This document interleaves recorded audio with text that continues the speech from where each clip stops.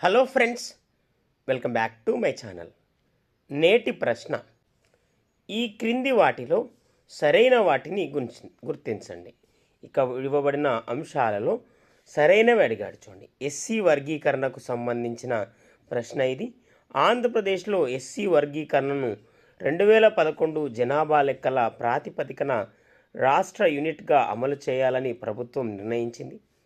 ఏ కేటగిరీలో ఉప కులాలకు 1% రిజర్వేషన్, బి కేటగిరీలో మాదిగ ఉప కులాలకు 6.5 రిజర్వేషన్, సి కేటగిరీలో మాల ఉప కులాలకు 7.5 రిజర్వేషన్ కల్పించనున్నారు. ఎస్సీ వర్గీకరణకు రాజీవ్ రంజన్ మిశ్రా నేతృత్వంలో ఏకసభ్య కమిషన్ను ఆంధ్రప్రదేశ్ ప్రభుత్వం నియమించింది. కమిషన్ నివేదికపై అధ్యయనానికి నియమించిన మంత్రుల సంఘం సిఫారసు చేసిన సిఫారసులను రాష్ట్ర మంత్రిమండలి 2025 మార్చి 17న ఆమోదించింది.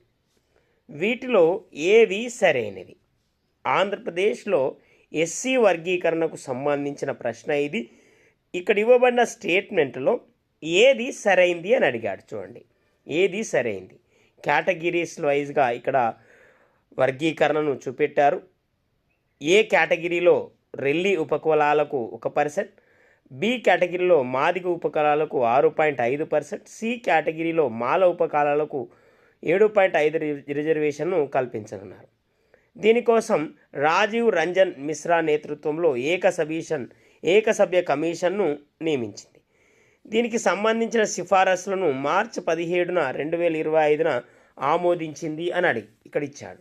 ఇక్కడ ఇవ్వబడిన వాటిలో సరైనది అడిగాడు. సరైనది కనుక చూస్తే ఫ్రెండ్స్, ఇక్కడ ఇవ్వబడిన అన్నీ కూడా సరైనవే. 2011 జనాభా లెక్కల్ని ప్రాతిపదికన తీసుకోనున్నారు. ఇక్కడ ఇవ్వబడిన ఏబిసిడీలు అన్నీ సరైనవి, అనగా ఆప్షన్ 4 అనేది సరైన answer. Please like, share and subscribe to my channel. Thank you.